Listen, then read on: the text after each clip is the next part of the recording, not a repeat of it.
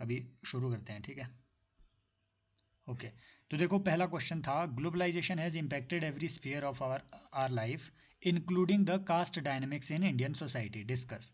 देखो इसके सब पार्ट्स क्या होने थे, कोई बताएगा? इस क्वेश्चन के सब पार्ट्स आपको क्या क्या दिख रहे हैं?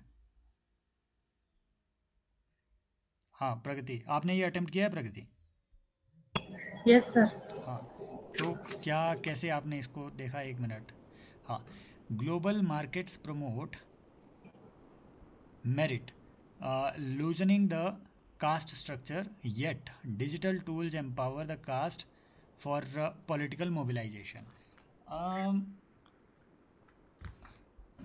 ठीक है ठीक है ठीक है। देखो पता क्या है, इस इंट्रो में आपकी प्रॉब्लम क्या है, ये काफ़ी नैरो डाउन कर दिया आपने ये इंट्रो, है ना। Yes sir yes. आपने मतलब शुरू में ही लिख दिया कि किस तरीके से इंटरनेट, आपने इसको शुरू में ही इंटरनेट से जोड़ दिया, समझ रहे हो ना मेरी बात को। Yes sir. बजाय इसके आप कह सकते थे कि जो जो ग्लोबलाइज, वही इंट्रो आपका सेम इंट्रो कि जो ग्लोबलाइजेशन है ना, it was supposed to create a global village, जैसे मार्शल मैक्लुहान ने बोला भी है ना, एक ग्लोबल विलेज क्रिएट करने की एक कोशिश थी, जिससे कि एक तरफ तो आपकी जो कास्ट स्ट्रक्चर है ये वीकन हुआ है, कॉस्मोपॉलिटन आइडियाज़ बढ़े हैं, but at the same time there has been there has been a positive forcing on the caste structure in multiple ways as well, है ना। आप कुछ इस तरीके से आप ये सारी चीज़ें इसमें लिख सकते हो, पॉजिटिव फोर्सिंग माने कास्ट स्ट्रक्चर और ज़्यादा स्ट्रेंथन भी हुआ है ना।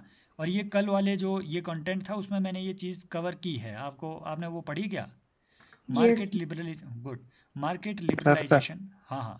देखो ये सर इस ग्लोबलाइज, क्वेश्चन बोलो। सर इस क्वेश्चन में पहला क्वेश्चन हाँ, सिर्फ कास्ट के बारे में ही पूछा है ना? सिर्फ कास्ट के बारे में, ये ग्लोबलाइजेशन को कास्ट से लिंक करना है, बताना है कि इससे कैसे वो पॉजिटिव इफेक्ट पड़ा है, कैसे नेगेटिव इफेक्ट पड़ा है, समझ रहे हो। यस हाँ तो हाँ, नेगेटिव तो सभी लोग बोलेंगे यार, नेगेटिव इफेक्ट में सभी लोग बोलेंगे कि एजुकेशन बढ़ी है, ऑब्वियसली बढ़ी है, कॉस्मोपॉलिटन आइडियाज़ बढ़े हैं, ऑब्वियसली बढ़े हैं, है ना। ग्लोबल एक एक ठीक है, हमारा ग्लोबल एक वर्ल्ड व्यू वो एनहांस हुआ है। अब उसकी वजह से जो नैरो ऑर्थोडॉक्सिटी थी वो तो ज़रूर काउंटर हुई है, लिबरल आइडियाज़ बढ़े हैं। तो जो नेगेटिव फोर्सिंग है कास्ट पे, ये तो कोई भी लिख देगा। जहाँ प्रॉब्लम आएगी वो उस चीज़ में आएगी कि कोई आदमी अगर शो करना चाहे कि भैया कास्ट सिस्टम स्ट्रेंथन भी हुआ है ग्लोबलाइजेशन से, समझ रहे हो। तो वो देखिए, वो मैंने यहाँ इसमें आपको कल स्पेशली अलग से वो चीज़ यहाँ कवर की भी थी, यहाँ नीचे कहीं मैंने ग्लोबलाइजेशन का एंगल डाला है कि भाई ये देख लो, impact of globalisation on caste, market liberalisation से कास्ट कैपिटलिज्म बढ़ा है। फॉर एग्जांपल जैसे ओबीसी हो गए, दलित दलित हो गए, ऐसे एंटरप्रेन्योर्स, आप इसमें एग्जांपल दे सकते हैं भाई। फॉर एग्जांपल जैसे आपका स्टैंड अप इंडिया स्कीम है ना, stand up India scheme, hello, हाँ सर। ये किन यस किन सर। के लिए है, स्टैंड अप इंडिया स्कीम किसके लिए है? मार्जिनलाइज्ड।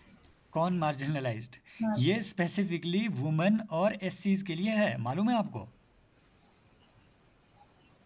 है ना। Yes sir. हाँ, तो दैट मीन्स आप इसमें एग्जांपल ये भी लिख सकते हैं कि भैया इस तरीके के जो एंटरप्रेन्योर्स हैं, कास्ट कैपिटलिज्म बढ़ रहा है ना। जैसे दलित Indian chamber of commerce and industry, ये अलग से इस्टेब्लिश हुआ है। दूसरी बात, आप एक बात भी देखेंगे इसमें कि जो इंडिया में बैकवर्ड क्लासेस हैं या बैकवर्ड कास्ट हैं, उसी के अंदर एक इलीट सेक्शन का राइज हुआ है, जो पहले हम मानते थे कि बैकवर्ड क्लास होंगे, जैसे है ना ओबीसी में होंगे, जैसे जाट को ओबीसी का स्टेटस मिला हुआ है, आप समझते हो, है ना। Yes sir. जाट को यस ओबीसी का स्टेटस मिला है, बावजूद इसके जाटों में कुछ, है ना, कुछ बुलक कार्ट कैपिटलिस्ट कहते हैं उन्हें, है ना, रुडोल्फ एंड रुडोल्फ की ये डिस्क्रिप्शन थी, bullock cart capitalist. Bullock cart क्या होते हैं, कि बुलक कार्ट कैपिटलिस्ट माने जो कि वो जो बुल से चलने वाले जो होते हैं ना, समझ रहे हो, कि वो जो बुलक कार्ट्स होते हैं, कि भैया वो अब कैपिटलिस्ट में तब्दील हो चुके हैं। कैसे? जैसे ही ग्रीन रेवोल्यूशन आया, हमने देखा इनइक्वालिटी बढ़ी, है ना, फार्म इनइक्वालिटी बढ़ी, और जैसे ही उनके पास जो भी एग्रीकल्चरल इलीट थे उनके पास पैसा आया, वो उन्होंने लगाया कैपिटलिस्ट इकोनॉमी में, उन्होंने फैक्ट्रियाँ इस्टेब्लिश करी, गन्ना मिलें इस्टेब्लिश करी, उनके जो रिच फार्मर थे, समझ रहे हो। तो ये आप एक चीज़ और भी देखेंगे कि इससे विद इन कास्ट भी एक इलीट सेक्शन तैयार हुआ है ना। फिर देखिए न्यू, जो कि अपने आप को आइडेंटिफाई करता है उस कास्ट से, न्यू फॉर्म्स ऑफ डिस्क्रिमिनेशन, कि caste bias persist in modern work places, elite institutions. जैसे ऑक्सफैम की रिपोर्ट है, एससी और एसटी जो है हाउस होल्ड, वो इंडिया में 40% लेस अर्न करते हैं। एजुकेशन में देखिए आप, एजुकेशन में 2011 की सेंसस के अकॉर्डिंग जो एसटी है ना, एसटी इंडिया में, उनकी सिर्फ और सिर्फ 58% वो है, क्या कहते हैं, literacy rate. Only 58% literacy rate. जो रेस्ट ऑफ द पॉपुलेशन है उनकी लिटरेसी रेट कितनी थी, 77, 11 की हाँ पॉपुलेशन सर, में। हाँ हाँ सर, 77 तो शायद। ये गैप देख रहे हो आप, ये गैप नॉर्मल नहीं है, समझ रहे हो। तो ग्लोबलाइजेशन होने के बावजूद ये इनइक्वालिटी बढ़ी हुई है ना। क्योंकि जो ग्लोबलाइजेशन के इफ़ेक्ट है, पॉजिटिव इफ़ेक्ट, वो एक सर्टेन सेक्शन ऑफ सोसाइटी पर ही वो गया हुआ है, उन्हीं पे वो है ना, उन्होंने इसका ज़्यादा चीज़ वो एक्सेस करी। Market liberalisation, caste capitalism, good, आपने वो वैसे ही इसमें बढ़िया लिख दिया, very good very good. New forms of discrimination, 2021 की Oxfam India report, very good भाई। ऐसे ही कंटेंट कॉपी पेस्ट डालो और, है ना, और ऐसे ही वहाँ से आपके बढ़िया बनेंगे। Transnational assertion, California state university has band caste based discrimination, तो ये पॉजिटिव इम्पैक्ट है, राइट। आप इसको देखो, प्रगति आप क्या लिख सकते थे, शुरू में आप जो है नॉर्मल से पॉजिटिव इम्पैक्ट लिख देते 3-4, कि भैया कास्ट जो है वो वीकन कैसे हुई है, समझ रहे हो। उसके बाद आप लिखते कि नेगेटिव इम्पैक्ट, कि कास्ट जो है वो स्ट्रेंथन कैसे हुई है, that means positive forcing caste पे क्या रही है। ऐसे इसको बेटर लिखा जा सकता था। डिजिटल मोबिलाइजेशन, है ना, social media amplifies Dalit lives matter etcetera, very good, है ना। तो वो caste identity actually social media से आप इसमें लिख सकते हैं। जैसे मान लीजिए अखिल भारतीय राजपूत सभा, मान लीजिए अखिल भारतीय जाट संगठन, है ना, इस तरीके के सोशल मीडिया पेज दिखते नहीं है आपको क्या,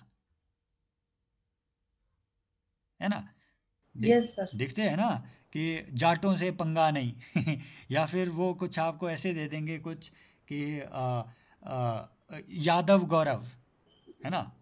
ऐसे ऐसे जो सोशल मीडिया पेज होते हैं, इससे क्या हो रहा है, इससे कास्ट आइडेंटिटी स्ट्रेंथन ही तो हो रही है इंटरनेट में, है ना। तो ऐसे आप इसमें एग्जांपल लिख सकते हैं, दलित लाइव्स मैटर, गुड, है ना। Cultural capitalist, capital and visibility, Dalit literature, cinema etcetera etcetera, good, जैसे आर्टिकल 15 वगैरह हो गए। तो इससे ये एक पॉजिटिव इम्पैक्ट है ना, कि भैया जो जो दलित एक्सप्लॉइटेशन पहले होता था उसको अब हाईलाइट किया जा रहा है। हाईलाइट ही नहीं, ग्लोबलाइज्ड वर्ल्ड में वो इंडिया और इंडिया के बाहर ज़्यादा से ज़्यादा मासेज तक पहुंच रहा है, और मासेज इस चीज़ को समझ पा रहे हैं, उनमें ये कॉन्शियसनेस पैदा की जा पा रही है कि भैया एक्सप्लॉइटेशन अच्छा नहीं है, ये रैशनल नहीं है।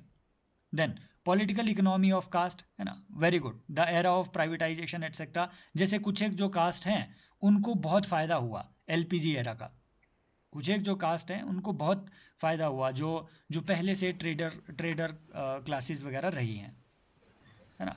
हाँ, फिर देखिए urbanisation and caste fluidity, 70% of marriage within. आपने क्या किया, प्रॉब्लम आपकी क्या हुई प्रगति, इसको बहुत बेहतर आप बना सकते थे इस आंसर को, just by arranging your points.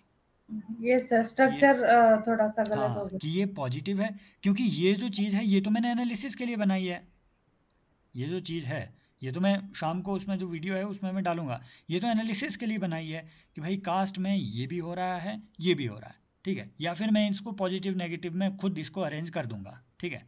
लेकिन ये लार्जली एनालिसिस के लिए बना हुआ था, आप इसे पॉजिटिव और नेगेटिव फोर्सिंग के तौर पे चीज़ों को देख सकते हैं। वैश्वीकरण से हमारे जीवन के, एंड वेरी गुड, एक चीज़ और आपने ना एक पॉइंट इसमें एड्रेस नहीं किया। आप बहुत ही छोटे से फ्लो चार्ट से ये शो करते कि हर स्फीयर ऑफ लाइफ आपका कैसे ग्लोबलाइजेशन से इम्पैक्ट हुआ है, या इंट्रो ही दे देते। मेरी बात समझ रहे हो? हाँ यस सर। इंट्रो ही दे देते कि ग्लोबलाइजेशन ने एक ऐसी ग्लोबल विलेज क्रिएट की है जिसमें इंडिविजुअल की पर्सनल लाइफ से लेकर के पब्लिक लाइफ में हर स्फीयर, वेदर पॉलिटिकल, इकोनॉमिक और सोशल, को इम्पैक्ट किया है। समझ रहे हो? हाँ सर। एग्जाम्पल, मैकडोनलाइज्ड वर्ल्ड, है ना। एग्जाम्पल, कंज्यूमर, है ना, कंज्यूमरिस्ट कल्चर्स एटसेट्रा, ऐसे ऐसे करके कुछ आप इसमें साथ में एग्जाम्पल। क्योंकि ये 10 मार्कर था इसलिए मैं कह रहा हूँ कि हो सकता था कि आपके पास इतना स्पेस ना हो कि आप इस पार्ट को सब्सटेंशियली एड्रेस करते, तो आप इंट्रो इसी को इलेबोरेट करके शुरू कर सकते थे ग्लोबलाइजेशन से जोड़ के। तो ये जो है, वेरी गुड भाई सत्यम, आपने अभी आंसर राइटिंग शुरू ही की है, लेकिन आप इस चीज़ को एटलीस्ट डिकोड कर पाए। आपने इसे अच्छे से एड्रेस नहीं किया, सांस्कृतिक, आर्थिक, ये नहीं बताया कि राजनीतिक में कैसे, सामाजिक में कैसे, ये तो नहीं बताया, लेकिन आप ये आइडेंटिफाई कर सके कि ये हिस्सा भी मुझे एड्रेस करना है, इसके लिए अप्रिशिएट किया जाता है। क्योंकि ये जो आपका है ना, ये जो प्रभाव है ना, ये जो आपने बनाया है, ये बहुत कॉमन है ना, इसमें कुछ भी वैल्यू एडिशन नहीं है। ऐसा लगता है कि आपने बस स्पेस घेरा है। बावजूद इसके, इस चीज़ के लिए आपको अप्रिशिएट किया जाता है कि आपने एटलीस्ट उस पार्ट को जो है एड्रेस तो करने की कोशिश की। अच्छा, फिर एड्रेस करने की कोशिश की नीचे, लेकिन कोर चीज़ क्या है सत्यम? कोर जी चीज़ सर क्या जी। है? कोर चीज़ है कि आपको कास्ट डायनेमिक्स पे देखना है कि ग्लोबलाइजेशन का पॉजिटिव और नेगेटिव इम्पैक्ट क्या हुआ। तो जो आपने ये यहाँ पे लिखा है ना, जो आपने ये यहाँ पे लिखा है, राजनीतिक इम्पैक्ट, सामाजिक इम्पैक्ट, है ना, जो भी है ना, बाकी जो जो इस तरीके के प्रभाव पड़े हैं, जो भी आपने लिखा है, हो सकता है ये सब सही हो, लेकिन क्वेश्चन की डिमांड क्या थी? क्वेश्चन की सर डिमांड थी, ग्लोबलाइजेशन पे पूछा था, एक ग्लोबलाइजेशन इम्पेक्ट पूछा था कास्ट पे। हाँ, सर तो बस, इसको इंटरलिंक नहीं कर पाए सर, वो कल पीडीएफ हम नहीं पढ़े थे सर। हाँ, तो ये पढ़ना आपका है। देखो, ये पीडीएफ पढ़ना है, और ये जो चीज़ है ये एसेंशियली आपको पढ़नी है। क्यों? क्योंकि ग्लोबलाइजेशन पे 2 सवाल भाई ये डन होते हैं, है ना। आप जी अभी सर। शुरू किए होंगे, प्रगति ने पिछले साल मेंस दिया है, प्रगति को और भी ज़्यादा पता होगा, इन्होंने पीवाईक्यू एनालाइज किए होंगे। 2 सवाल ऐसे हैं जो डन है, एक 15 का और एक 10 मार्कर, वो आएगा ही आएगा ग्लोबलाइजेशन पे, और आता 10th क्वेश्चन है, 10th और 20th क्वेश्चन। मैं गलत बोल रहा हूँ क्या प्रगति? ये यस सर। ये आएगा ही आएगा। तो इस तरीके के लिंक आपने पढ़ने हैं, और ये वाला जो कंटेंट है ये आपका हर जगह कहीं पे भी आप यूज़ कर सकते हैं। ठीक है? सर हाँ सर बोलो। जैसे जैसे जो ये क्वेश्चन आएगा, तो ये जैसे ग्लोबलाइजेशन इम्पेक्ट ऑन केवल कास्ट पे आएगा कि सभी चीजों पे आएगा, जैसे हेल्थ पे नहीं या। नहीं नहीं, देखो क्वेश्चन आएगा आपका बहुत स्पेसिफिक, ये मैं आपको बता दूं। वो आपसे जनरल क्वेश्चन नहीं पूछने वाला है कि what are the impacts of globalisation on Indian society, वो है ना, वो भी अगर मान लो पूछ दिया तो ऐसे पूछेंगे इंडियन सोसाइटी के इस स्फीयर में क्या इम्पैक्ट है। वो आपसे पूछ ही एनालिटिकल रहा है, वो 10वीं वाला क्वेश्चन आपसे नहीं पूछ रहा है, मेरी बात ये समझो, है ना। और अगर इस सवाल के बारे में आप पूछना चाह रहे हैं, तो ये बात मानो, जो मेन डिमांड है वो कोर डिमांड है कास्ट से लिंक करके देखना, कि कास्ट कैसे मजबूत हुई है और कास्ट कैसे कमज़ोर हुई है। दोनों चीज़ें आपको बतानी है। समझ रहे हो? तो प्रगति के पॉइंट्स तो बहुत बढ़िया थे, लेकिन आप अरेंज नहीं कर पाए। प्रगति, आपको ये अरेंज करने हैं पॉइंट्स अच्छे से, चीज़ों को एक बार फिर से। वे फॉरवर्ड, सपोर्टिंग दलित, है ना, स्किल डेवलपमेंट, मार्जिनलाइज्ड, है ना, डिजिटल लिटरेसी पैटर्न। देखो इसमें वे फॉरवर्ड में आप वो केस स्टडियाँ लिख सकते थे जो मैंने ऊपर ऑलरेडी, ये देखो बहुत जनरल सी केस स्टडियाँ हैं। फॉर एग्जांपल, सोशल जस्टिस के लिए आप लिख सकते थे अमेरिका के जो हाँ, जो 90s 1960s में उन्होंने जो सिविल राइट्स एक्ट लाया ना अमेरिका में, मालूम है आपको, अमेरिका में अलग से सिविल राइट्स एक्ट आया हुआ है। उसके बाद अमेरिका में कोटा बेस्ड रिजर्वेशन आया, उनके कॉन्स्टिट्यूशन में नहीं है रिजर्वेशन, ये बात समझो आप। यूएसए में भी रिजर्वेशन है, लेकिन अगर मान लो जैसे वो पूछे कि व्हाट इज़ द डिफरेंस, ऐसे वो पूछ रहा है भाई कंपैरेटिव पॉलिटिक्स GS2। इस बार उन्होंने पूछ लिया है इंडिया के प्रेसिडेंट, नहीं, किसका क्या पूछा हुआ था यार, वो इंडिया की जुडिशरी है ना, जजेस के इलेक्शन को यूएस के जजेस से कंपेयर किया, ऐसे करके शायद ऐसा उन्होंने कुछ पूछा सिलेक्शन। तो ऐसे मान लो अगर वो पूछ ले कि इंडिया में जो रिजर्वेशन सिस्टम है उसे यूएस से कंपेयर करिए, तो कंपैरिजन का कोर पॉइंट ये है कि इंडिया में कॉन्स्टिट्यूशनल रिजर्वेशन है, यूएसए में सिविल राइट्स एक्ट लाया गया अलग से जो उनके मार्जिनलाइज सेक्शन है उनको एम्पावर करने के लिए। तो केस स्टडियों में आप वे फॉरवर्ड के तौर पे एक दो चीज़ें ऐसी भी लिख सकते हैं प्रगति, समझ गए आप? हाँ सर। या ये भी आप लिख सकते थे कैनेडियन मल्टीकल्चरलिज्म एक्ट लिख दो, official recognition to the cultural diversity, bracket में लिख सकते हो आप कि it can be linked with the tribal, है ना, ट्राइबल कल्चर ऑफ इंडिया, या फिर preservation of tribal in tribal culture in India, है ना, ऐसे करके कुछ। या फिर साउथ अफ्रीका का जो ट्रूथ एंड रिकन्सिलिएशन कमीशन है, ये क्या करेगा, ये सोसाइटी में जो जो ब्रदरहुड है बिटवीन डिफरेंट कास्ट, वो जो रेडिकल कास्टिज्म है उसको काउंटर करने में ये हेल्पफुल है कि नहीं है इस तरीके के मॉडल। तो वे फॉरवर्ड में आप वो चीज़ें लिख सकते हो, ठीक है। यही क्वेश्चन, एक मिनट, आपने तोड़कर आपने कैसे लिखा, globalisation is widening and deepening the economic and cultural ethnicity across the borders, ठीक है, has transformed India since 1990s, good. Globalisation affects the caste mechanisms, वो वही चीज़ आप यहाँ पे और भी लिख सकते थे, वो चीज़ यहाँ पे कि impact on all spheres of our life, समझ रहे हो तोड़कर। तो फिर आप Yes, sir. उसमें मान लो अगर ऐसे भी लिखते हैं ना, जैसे ये सत्यम ने लिखने की कोशिश की है कि राजनीतिक, तो आप उसमें बताते कि पॉलिटिकल स्फीयर में एक एग्जांपल देते, बस पॉलिटिकल इस तरफ को एग्जांपल आप लिखते कि हाँ ठीक है कि आपके है ना, liberal values are guiding the Indian politics था, या फिर more demand for the freedom of press, है ना, या फिर फ्रीडम ऑफ एक्सप्रेशन एटसेट्रा। ऐसे सामाजिक स्फीयर में तो आप कुछ भी इतनी सारी चीज़ें लिख सकते हो जो हम पढ़ रहे हैं, कास्ट वगैरह ये सब चीज़ें, है ना, ये सामाजिक का ही है। सांस्कृतिक, आर्थिक स्फीयर में भी आपको मालूम ही है, मैकडोनलाइजेशन ऑफ वर्ल्ड हुआ है, एलपीजी पॉलिसीज आई हुई है, तो इस तरीके से, है ना। पर्सनल स्फीयर में भी आप चीज़ों को लिख सकते हैं, फॉर एग्जांपल इंटरनेट ने एक इंडिविजुअल को, है ना, इंडिविजुअल को ग्लोबली कनेक्टेड कर दिया है, समझ रहे हो। तो ये भी एक जो है, individual feels more connected with the world, है ना, द एंटायर वर्ल्ड, उनका जो वर्ल्ड व्यू है वही चेंज हुआ है इंडिविजुअल का, तो ये उसके इंडिविजुअल पर्सपेक्टिव पे भी इसका प्रभाव है। तो थोड़ा सा आप इसको एक्सप्लेन कर सकते थे इस हिस्से को कि एवरी स्फीयर ऑफ लाइफ आपका कैसे इम्पेक्ट हुआ है ना। Yes, sir. लेकिन ठीक है, इसके आगे आपने चीज़ें लिखी होगी, erosion of hereditary occupations, very good, ये पॉजिटिव इम्पैक्ट हुआ है ना, क्योंकि एमएनसीज आई है भाई उसके बाद, जो पहले जूता बनाने वाले काम किया करते थे वो अब एमएनसीज में या फिर कहीं पे भी किसी फैक्ट्री में अब काम कर रहे हैं, स्किल उनके पास है, काम वो वही कर रहे होंगे, लेकिन अब फैक्ट्रियाँ उन्हें एम्प्लॉय कर रही है ना। देखिए, increasing in economic vulnerability for marginalised groups, ठीक है, and creation of new inequalities, rich and poor, urban and rural, लिखो ना इसमें ऑक्सफैम की रिपोर्ट, लिखो कि 51% ऑफ इंडिया की जो वेल्थ है वो 1% लोगों के हाथ में है, क्यों नहीं लिखा वो। एक्सपेंडेड एजुकेशनल अपॉर्चुनिटीज़, और फिर ये भी लिखो साथ में, देखो वो 1% लोगों में से मेजॉरिटी अपर कास्ट है, ऐसे करके उसे कास्ट से लिंक करो। फिर जितना डेटा आप जानते हो उसे आप किसी भी आंसर से लिंक कर सकते हो, ट्रस्ट में।